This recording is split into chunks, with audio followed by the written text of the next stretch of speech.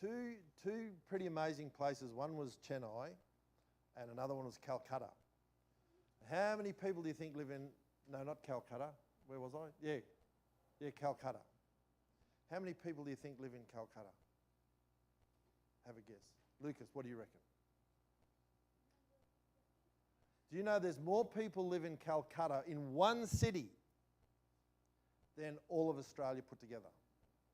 So if you took all of the population of Australia and you put it in one city, that's Calcutta. It's huge. It is the biggest city. A lot of people everywhere. Another city was Chennai, not quite as big as that, but pretty big. Because there's over 1 billion people in India. 1 billion. How many people in the world today? 8 billion? Is there 8 billion? And over 1 lives in China and another 1 lives in India. So China and India, they make up, a quarter of the, it's incredible. And so the people everywhere. And not everybody gets to live in a house. When I was in Chennai, I went out for a walk one night, and as I'm walking along the streets, and everybody puts their rubbish on the street. All the rubbish just goes out the front door into the street, and in the morning a big, like a dozer, a big front-end loader comes along and picks up all the rubbish and puts it in trucks and carries it away early in the morning. So at night time, the streets are just covered. Sometimes it doesn't happen every day. Sometimes it takes a few days. And so rubbish, unbelievable amount of rubbish. And one day I'm going for a walk, and on the side of the street that I was walking on was the clean side. And over on the other side, there's a pretty big street. On the other side of the street, it was like a T road. So the main road here, and then a road coming off. And I'm standing on this corner, and there's a big pile of rubbish on the side. And it was not really that late, maybe about 9 or 10 o'clock at night. And I'm standing on this corner thinking I was on the clean side. And as I'm looking down, you know how you have where the water runs down into a pipe? Well, there were rats crawling out of this pipe that were like the size of a small dog. Huge rats. And I'm thinking, oh man, I'm on the clean side. And over on the dirty side, there was just this massive big pile of rubbish, and there were people that had jobs. Their job was to ride bikes, like a tricycle. You ride a tricycle, and people sit in the back. That was their job, and there's probably 3 or 4 of them. And then there were some women over there I could see, and there's probably a group of people, maybe 8 or 9, and they were standing on the corner. There's a few bikes there, and that was obviously their home. They lived at that corner with all of that rubbish. It's like, oh man, if the rats are the size of dogs over here, what would they be like on the rubbish side? And as I'm looking over, you could see the rubbish moving. It's like, oh man.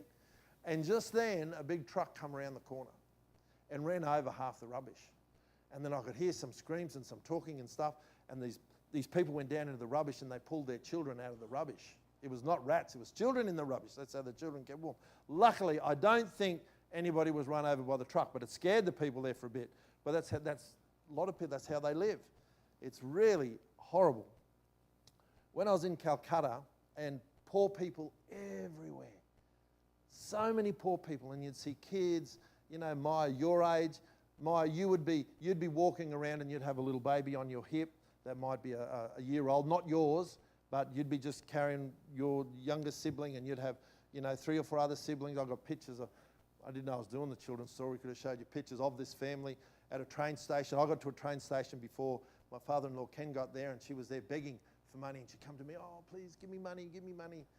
And because they tell you not to give money but you feel so bad. Anyway, so I went and bought some biscuits, and the kids, oh man, they ate the biscuits. But the older girl, she was really upset. I'm thinking, oh, that's a bit odd. And when Ken arrived at the train station, she went up to him. But before he got there, I was watching her, because she's going up to all these people and she's getting money. And then this young boy, he was probably 15, 16. He comes up to her, and they started talking. And I see her reach into a jacket pocket like that. But she went right in, and I saw her, and she pulled out this wad of money. Oh man, it was huge, big wad of money. I'm thinking, you're not poor at all. You got more money than what I got. She puts it back into her pocket. He just nods his head and he walks off. And I'm thinking, you got plenty of money. Just then, my father's train, it arrives, and she went up to him and asking for money. And he was just about to give her some money. And I said, and I said to her, apparently she didn't speak any English, I said, you've got plenty of money. And she said, no, I don't.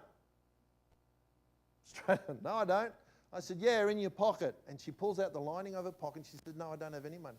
I said, no, right in. You've got to go right in. There's a big wad of money. I've seen it. And just then she took off real quick with her siblings. So, but this poor, they looked so poor, dirty, with scars and sores, and they just looked horrible. And one day in Calcutta, I went, and there was a mother with a little baby, and this mother, she was very thin.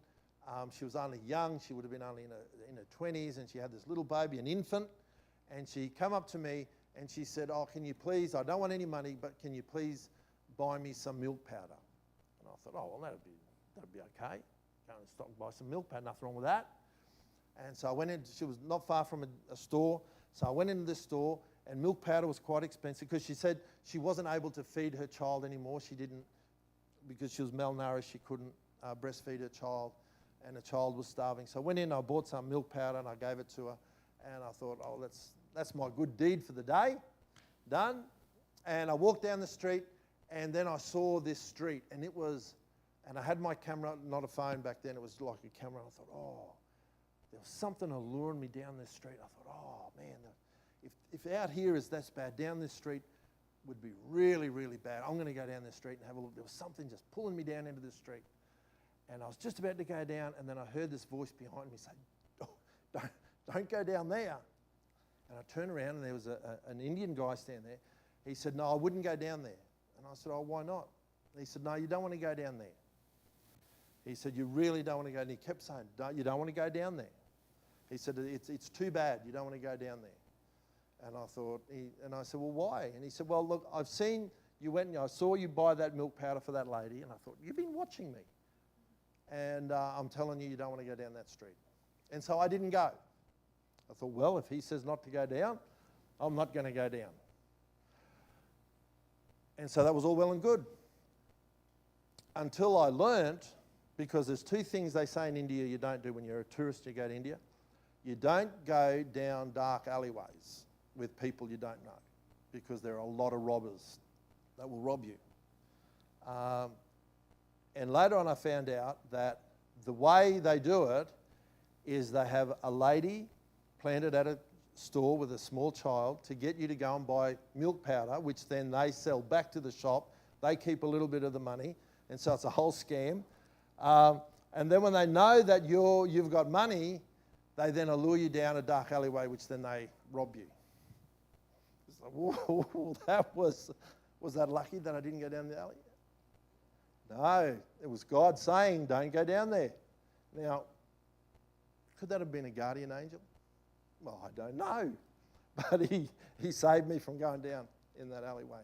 So we should always listen to, and it may be not God speaking to your mind, but it might be somebody else saying, hey, you really shouldn't do that. And we should always pay attention and go, well, why? Why would they not want me? And obviously, I felt God impressed me to say, no, listen to the man, don't go down into that alley. All right, thank you very much.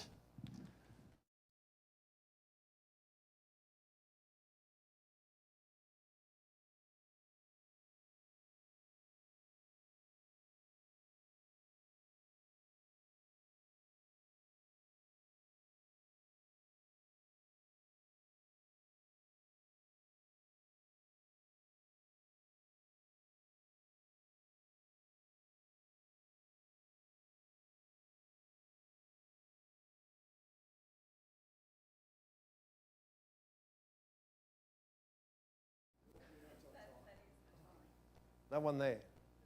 Is it 11:45? Oh. 10 to 12. Good. We'll make sure we'll... oh, sure. I feel a bit like Mr. Bean. We'll try that again. Oh, that's got a thing on it. That's fine. There. All right. Is this working? Is it on? I hope... We haven't recorded yet, have we? Righto. Let's have a prayer before we begin. I think I need it. Father in heaven, I just want to thank you for this time that we can open your word, and I just pray that your Spirit will be upon me, and in a special way to deliver a message from you. And Lord, please may your Spirit give us understanding too, we ask in your name. Amen. I love going on journeys. And India was one of those places that I just love journeying. I just love discovering new places. And when I can't tour, and I like to journey in the Bible, because there are some incredible journeys that we can go on. You know, when you find a text and you go, oh, there's just something about that text that makes you go, I need more answers. I need more answers. And one of the most challenging texts that has challenged me all last year, and that's a text found in Matthew chapter 15. So if you're going to turn in your Bibles to Matthew chapter 15.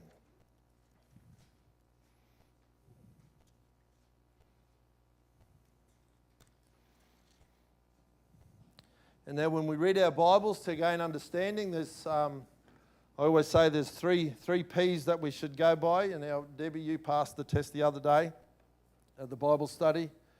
And that is I've got to do it in my order. Otherwise I get all mixed up. It's just the way my head works, Debbie, I'm sorry. But you've got to look for patterns. Patterns in the Bible. God establishes patterns, and that's what he wants us to see the patterns to gain understanding. So patterns is one.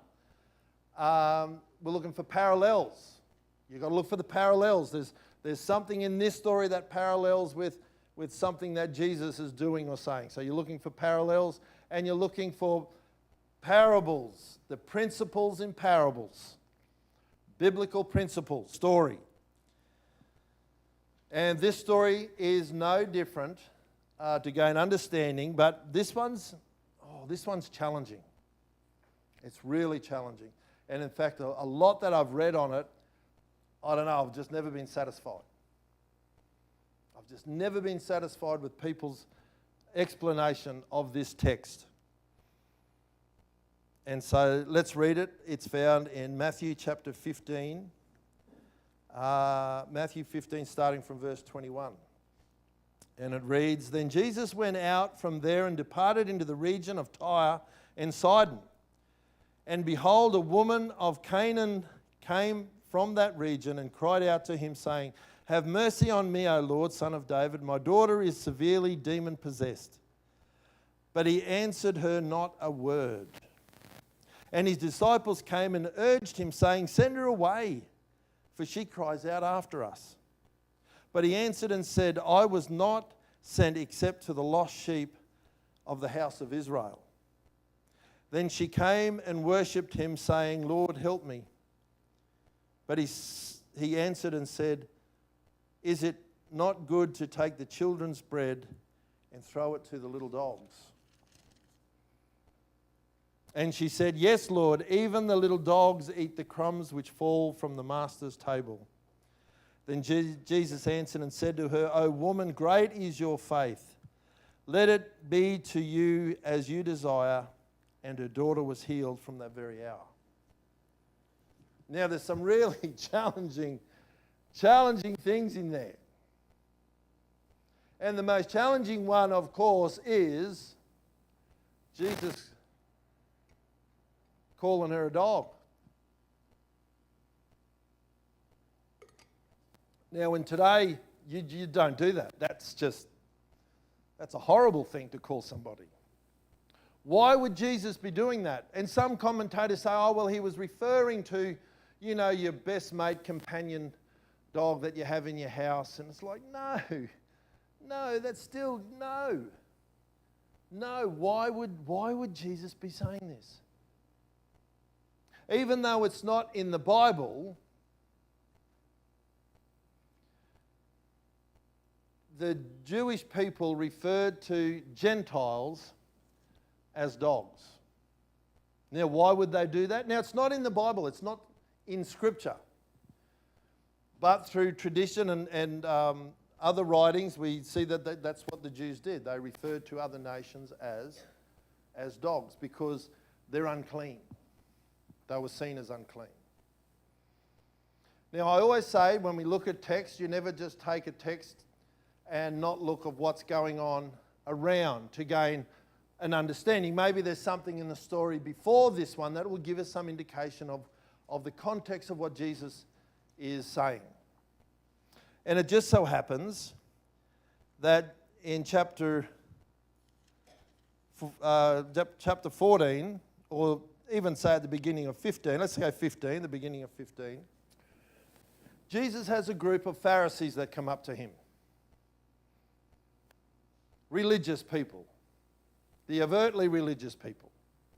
And they come up to Jesus and they say, "Why don't your disciples follow after the traditions?"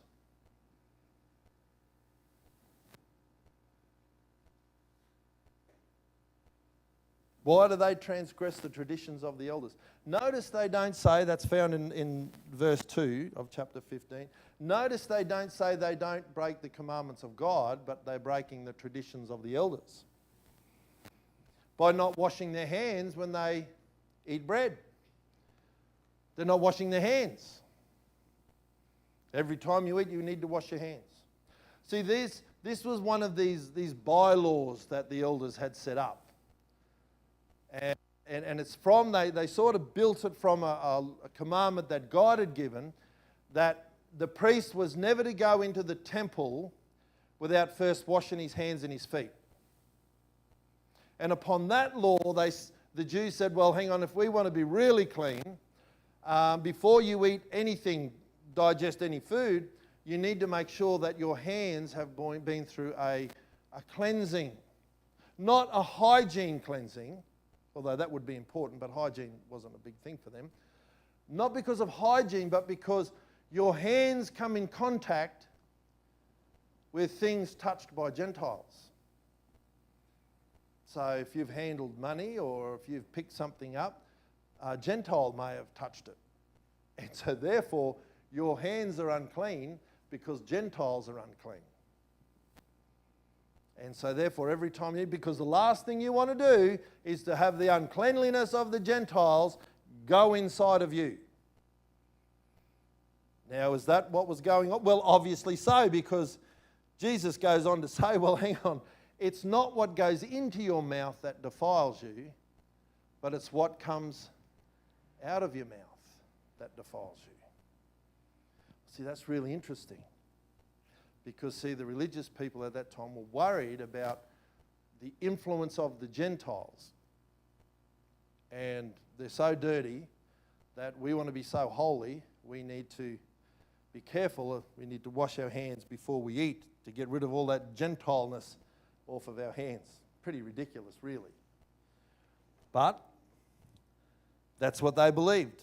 And Jesus even went on to say, you guys, you defile the commandments of God, and he explains a few ways that they did that. So you will break the commandments of God, but you uphold the traditions of man.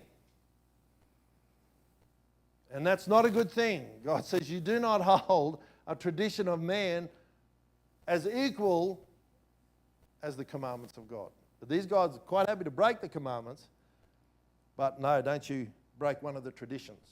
So pleased in the church today that we don't do that. But anyway, it was a problem then. So maybe this story is connected with that in somehow. That Jesus, through this story, is teaching a very valuable lesson.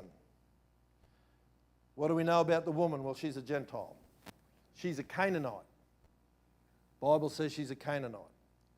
And she has a daughter that's extremely possessed. Not just possessed, but extremely possessed.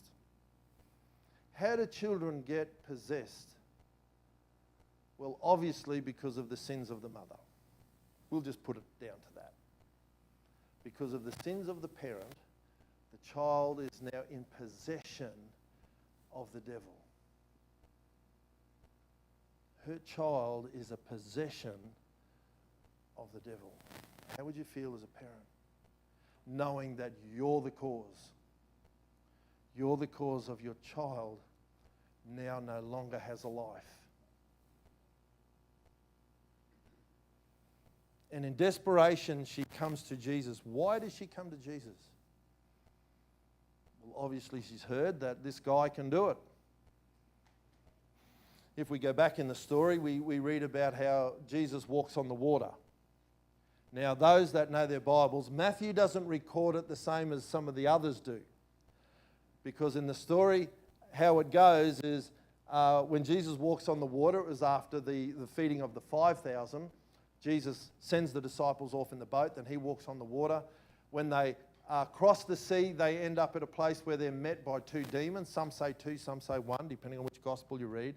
And Jesus heals the demonic, and the demons go into the pigs, remember? And the pigs then jump into the water. And then the people send them away. Jesus, get out of here. We don't want you. And then when the demon-possessed guy, who's now in his right mind, wants to follow Jesus, Jesus says, no, you go back to your town. I need you to tell your family and your friends what I've done for you. And he does that. And see, Matthew doesn't pick up that part of the story here. He skips it, but the other gospel writers do. And then when Jesus goes back to that area, because of the witness of that demoniac, all of the people then bring their sick out to Jesus for him to heal. And that's where Matthew picks it up, because if we go back to 14, that's what happens. The people recognize Jesus and they bring all of their sick. So she is one that recognizes from before that Jesus is able to do this. And so she brings her daughter. She's a Canaanite. How does she address Jesus? See, this is where it gets really, really interesting. How does she address him? She uses a term.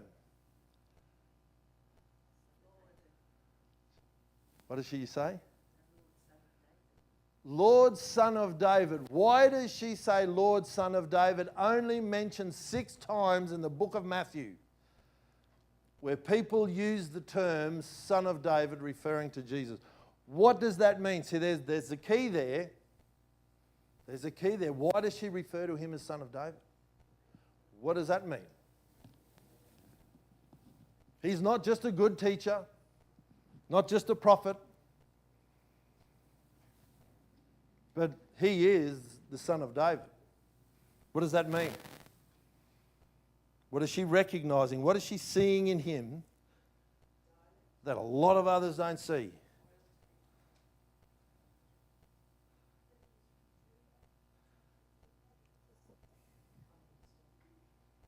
Yeah, these are good answers. These are good answers. I've got some text here I want to look at.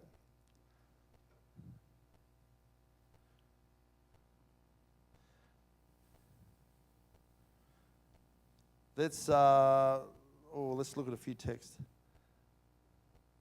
Let's go to 2 Samuel. I've got to try and pick it up.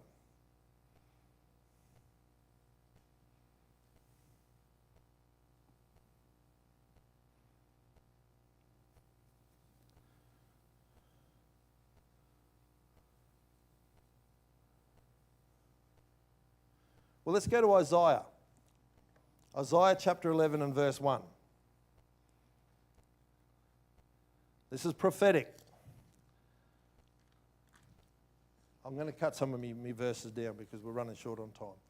Isaiah, this one's a really good one. Isaiah 11 and verse 1.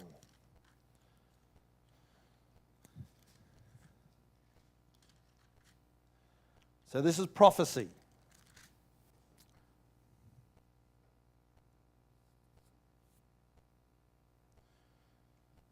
Isaiah 11 verse 1 says, "And there shall come forth a rod from the root or the stem of Jesse, and a branch shall grow out of his root." Well, who's Jesse? He was the father of David, King David. So Isaiah's prophesying that there's going to be a shoot. There's somebody coming from the line of David, from Jesse. And we all know that Isaiah, he's the prophet of Jesus. He points to Jesus more than any other. Matthew quotes Isaiah more than any other because Isaiah focuses on Jesus being the Messiah. And where's the Messiah coming from? He's coming from the line of David. You can trace in the genealogy, you can trace it back to David. Why David? Well, when you read in the book of Psalms, You never read the book of Psalms without looking for Jesus in the psalm. Because King David and King Jesus, that's a parallel. You'll see a beautiful contrast between the two, King David and Jesus. In fact, there are so many texts that look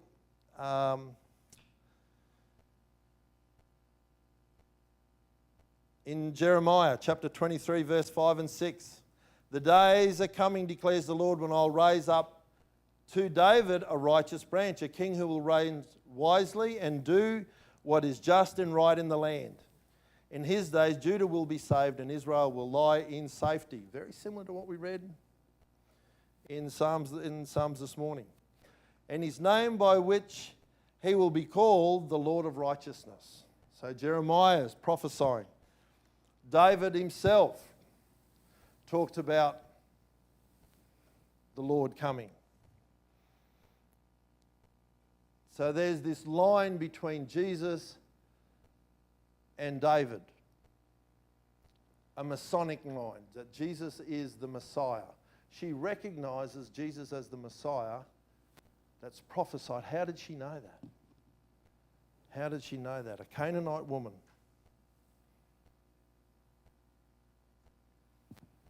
Look at the response that Jesus says to her. When Jesus says to her, I've just come to feed the lost sheep of Israel. And what's her response?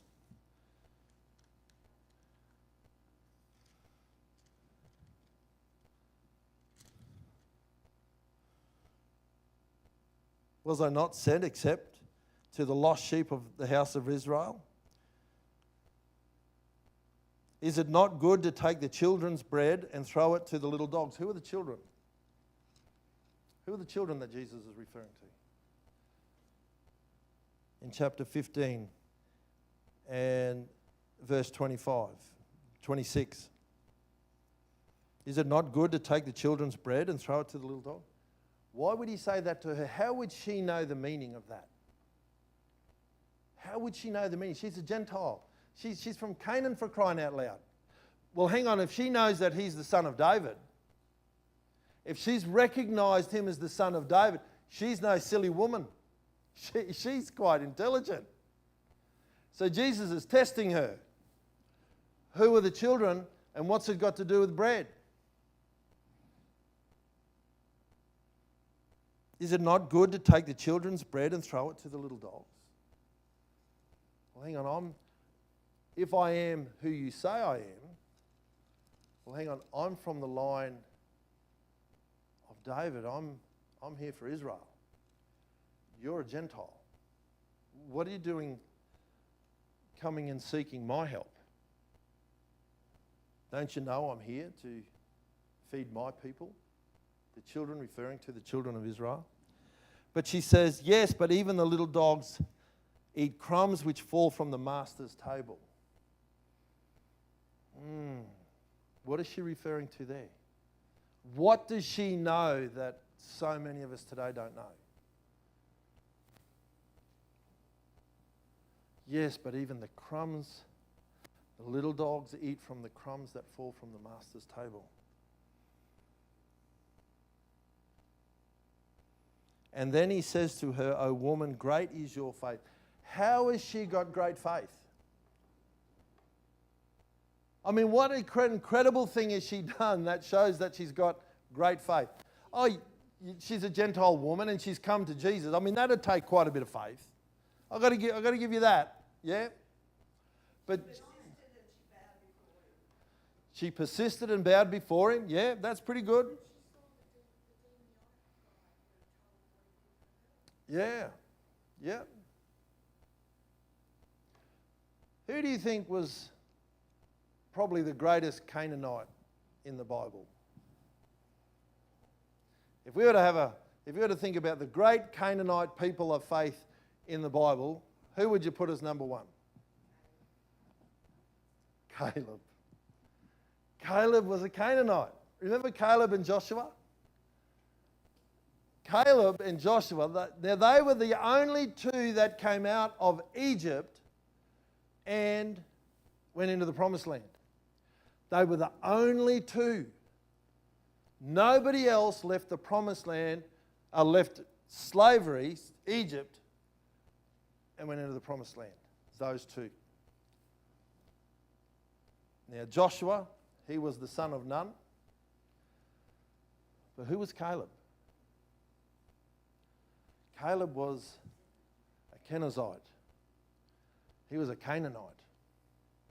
And somehow Caleb's father went from Canaan and went down into Egypt at some point and married an Israelite woman and had Caleb. Who are the Kenizzites? Well, we know they're from Canaan, but where's their ancestry go back to? In fact, if you look at the ancestry of Esau, you will find a Kenizzite. So he's from he's from Esau. He's not from Jacob. He's from Esau. But Caleb is this Gentile, this Canaanite, with exceptional faith. In fact, there's no person mentioned with greater faith in the Bible than Caleb. And God even said it himself. The story is found in Numbers chapter 14. It's also found in Joshua chapter 14. And if you remember Caleb and Joshua, remember they were two of the spies that went out to search the land. And when they came back, remember the 10 said, yeah, it's a great land, but there's no way that we could conquer it. But Caleb and Joshua, especially Caleb, said, yeah, we can. Yeah, we can do this. We need to go in there now. And they rallied against them and they said, no, we're not going. And then the Lord spoke and said, Caleb, wherever your feet have trod, that's your land. When you come to you're going into the wilderness for another 40 years, but Caleb, you're going to get the land that you walked on. And when it came time for them to enter into the promised land, see, remember, he hasn't got the right ancestry because Caleb's a Kenizzite. And when they divvied up the land, he was left out. And the Bible said that Caleb had to go to Joshua and say, hey, the Lord promised me some land. Where's my land? Because see, Caleb's wife was an Israelite, but he's not. She was from the tribe of Judah. And so he was known as a leader from the tribe of Judah, but when it came to divvying up the land, he missed out. And so he had to go to Joshua and say, Joshua, come on. The Lord said to me, you were there, you remember? The Lord said that he was going to give me some land. And Joshua said, oh, that's right. But in actual fact, there was only crumbs left. Because when they divvied up the land, but there was some land that some of the tribes of Judah didn't want. And Caleb said, I'll have it. Now, the interesting thing was the place that he got was a place called Hebron. Hebron. Now, why is Hebron important? Those that went through Genesis, you should know why Hebron's important. Why is Hebron important? Because see, this is where the Lord had promised to Caleb, whatever you want, and it was mountain country, and Caleb said, well, this is what I want. And it turns out that this is what was left. So we got the crumbs. But it's what he wanted. But remember Abraham? Remember the first bit of ground that Abraham bought?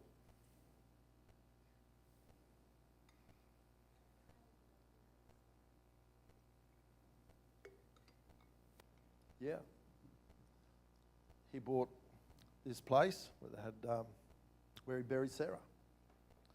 And in fact, not only is Sarah buried there, but Abraham's buried there, Jacob's buried there, Leah's buried there, all in Hebron. And Caleb said, that's what I want. That's my inheritance right there.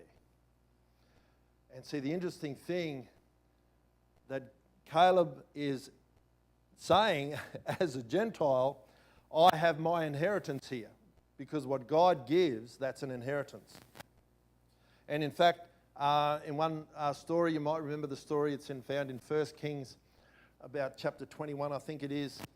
Remember Ahab sees a block of land and is really close to his house, his palace, and he goes, oh, I'd really like that block of land for my garden, and I'll offer the guy that owns it, I'll offer him some of my vineyard, better land, and I'll swap him this bit of this cabbage patch for this good vineyard.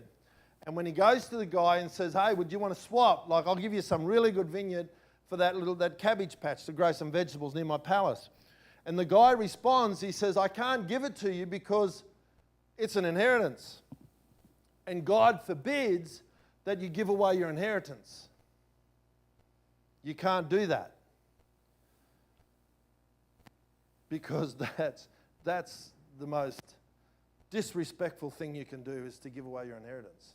And in fact, so bad that when you read in the book of Revelation, the 12 tribes in the book of Revelation, Dan is not there.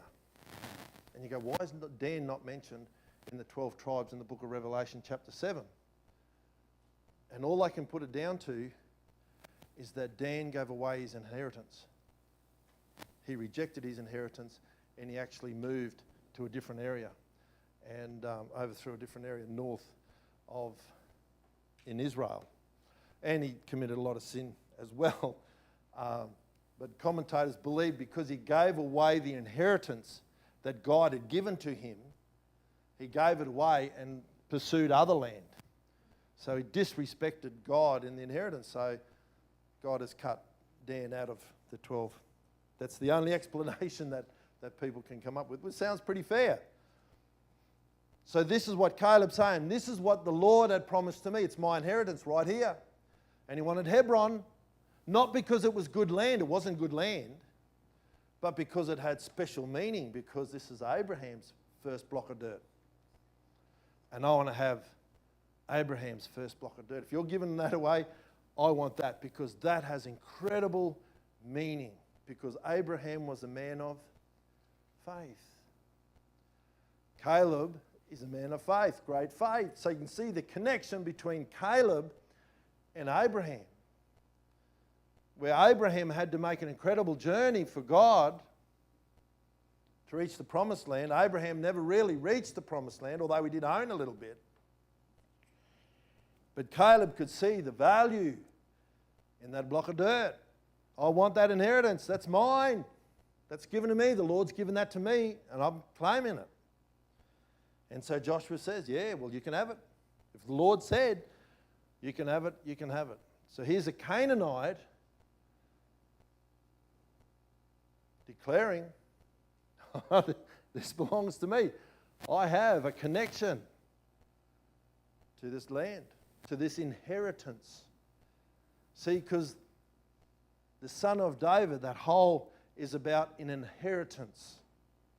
Claiming your inheritance, your heir, being passed on, being passed down. So when this Canaanite woman sees Jesus, recognizes him as the son of David, what is she doing? She's claiming her inheritance. She's claiming her inheritance. That's why Jesus says, great faith, because of the connection between Abraham, great man of faith, Caleb, a great man of faith. And see, Caleb, the interesting thing about Caleb, when you look at what Caleb had to overcome, see, where Caleb, the land that Caleb wanted, there were the giants. They were the most fortified cities and the biggest obstacles. And Caleb said, it's nothing. It's nothing. God's got this. And in fact, he says that to the 10 other guys that say we can't do it, he says, yeah, God's got this. He's got this. We got this. We can do it.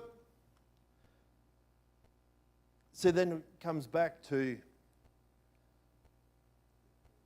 the woman with the demon-possessed daughter, who's extremely demon-possessed. How much assistance do you think she sought to get help for her daughter? Well, you do anything for your children. Mothers, there's not a mother in this room that when your child is sick, you'll do whatever it takes to get your child well. This woman would have been no different. But nothing has worked. And then remembers her inheritance. Even though she's a Canaanite, it doesn't matter. It doesn't matter. Because when you read in the line of Jesus, there's some incredible Canaanite women in there. Wasn't it Tamar? That Judah said to Tamar, more righteous than I, Canaanite woman. There was Rahab was another Gentile woman. Was she Canaanite? I don't know. Probably. Coming from Jericho, Canaanite woman. There was Ruth. Ruth's another one. A Moabite from, what line's her from? Lot. So here's these incredible women of faith that knew that they needed to be connected into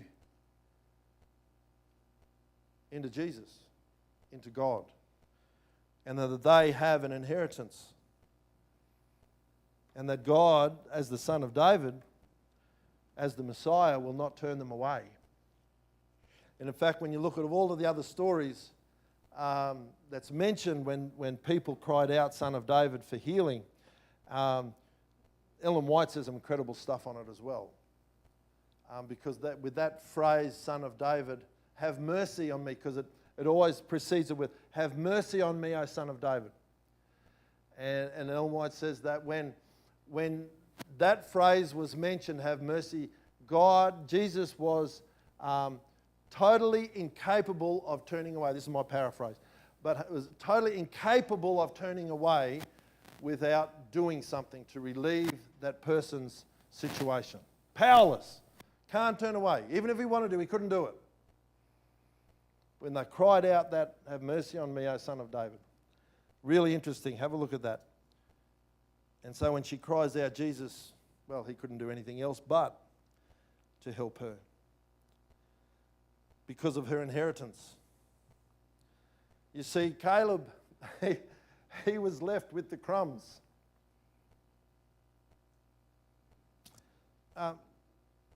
For his inheritance. But he accepted it. I'll take the crumbs. And so when Jesus says, well, hang on, I'm here to feed. You can't feed the bread for the children. She said, yeah, but even the dogs have right to the crumbs. See, as a Gentile, as a Canaanite, we have rights too. We have rights too. And I'm beseeching you. I'm coming before you. I'm worshipping you as the master of my master, as the master of the Canaanites. And I know that you haven't turned away before, so you won't turn away now. See, she knew that. Incredible faith she had, knowing that God would not turn her away. That her persistence, because it was Caleb's persistence. See, Caleb would have missed out on his inheritance if he wasn't persistent. He had to go to Joshua and say, hey, remember? Oh, yes, that's true. Persistence. She's doing the same. Now, the other little interesting thing, when you look at the name Caleb, see, we spell it C-A-L-E-B. But see, there's no C in Hebrew. There's K in Hebrew. There's a C-H, which when you say the C-H properly, it's very like you're going to cough on somebody. Like it's a very guttural sound. But they have a K. So Caleb is K-E-L-E-B. And the interpretation of that name, the meaning of that name, what do you think it means? I mean, who was Caleb? What's his character? If we were to describe Caleb's character, what would it be? Positive? Faithful. So faithful is there. Faithful's there. Yep, he's a man of faith. Unwavering loyalty or unwavering faith for God. But see, the interesting thing, the word, that's Kaleb. Do you know what the Hebrew word for dog is? It's very similar, and in fact, it creates a lot of discussion amongst theologians. But Kaleb is what the word for dog. But see, some say, no, you don't. But then there's a lot of theologians that say, yeah, there is a connection between Caleb and Caleb. And in fact, the word in Arabic for faithful, unwavering dog, or faithful dog, is Caleb. So could that be a little bit of play on words there? I like it. Not all theologians do, but there are a lot of theologians that go, no, yeah, there is a connection in the Hebrew. But there's a few Hebrew scholars that don't want there to be a connection. But yeah, I just thought that was interesting. A little side note there, that even in other Eastern language, that it's the same word for Caleb means little dog, faithful, dependable dog. Could that be why he says, I don't know. That sounds a little bit better. Because it's tying, but the stories are tied anyway. The stories are tied anyway. The story of Caleb, who was the greatest faithful Canaanite, and this woman who was showing great faith.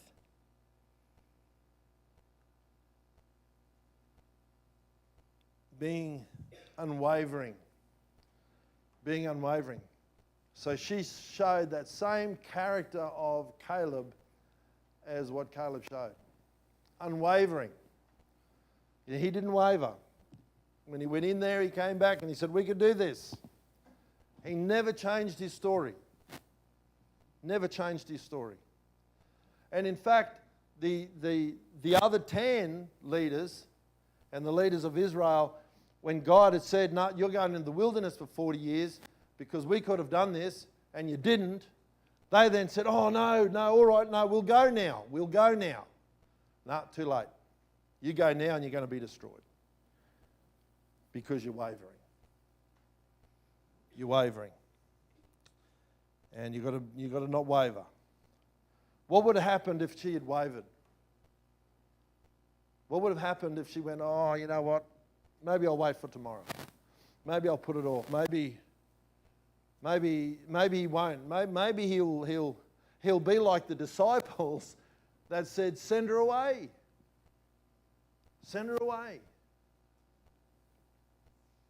Any Jew in their right mind would say, send her away.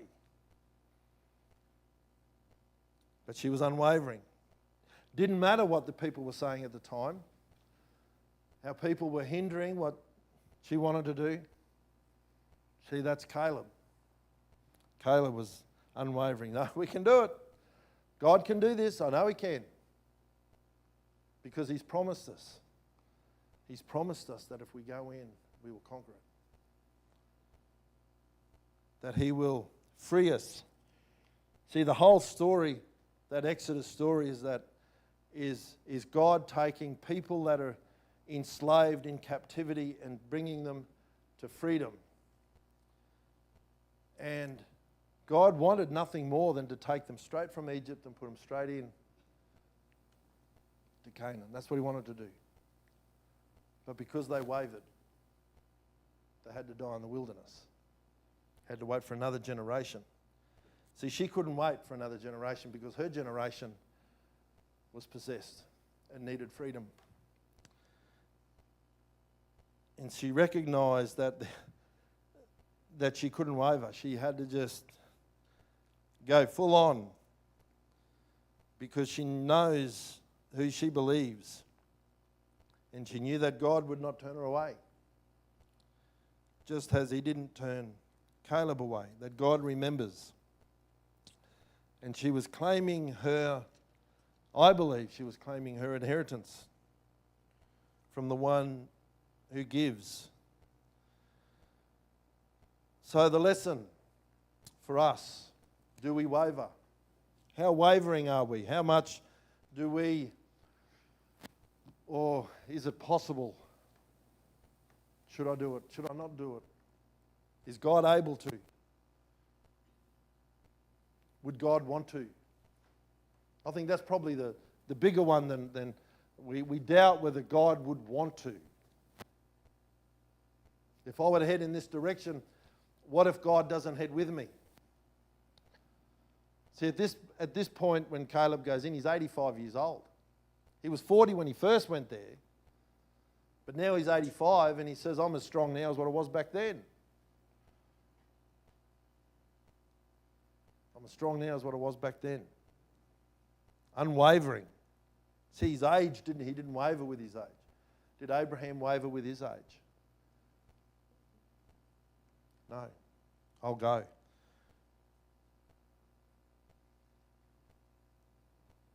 If God is with us, who can be against us? Knowing that we're heading in the direction that God wants us to go. See, that's the question. Are we heading in the direction that God wants us to go? Well, God promises, I'll never leave you nor forsake you. Well, is he good at his word? Is God faithful? If God is faithful, then we should be unwavering in our faith.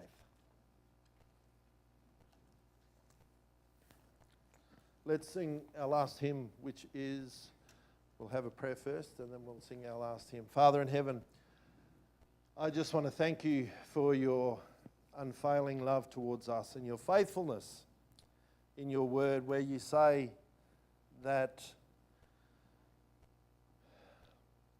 you are our God, that you want to look after us, you want to protect us, you want to journey with us in every aspect of our life, and you want us to journey with you. And just as Caleb, feeling maybe a little insecure about his identity, it didn't show, because his faith was unwavering. And he just kept pushing towards the prize of the promised land. And may we too have the faith of Caleb, the unwavering faith, but also of the Canaanite woman, that she had incredible unwavering faith as well. And Jesus accepted it and accepted her and gave her the freedom that she needed and the identity that she longed for. And may we too have the same, the freedom and belonging that we desire. In Jesus' name, amen.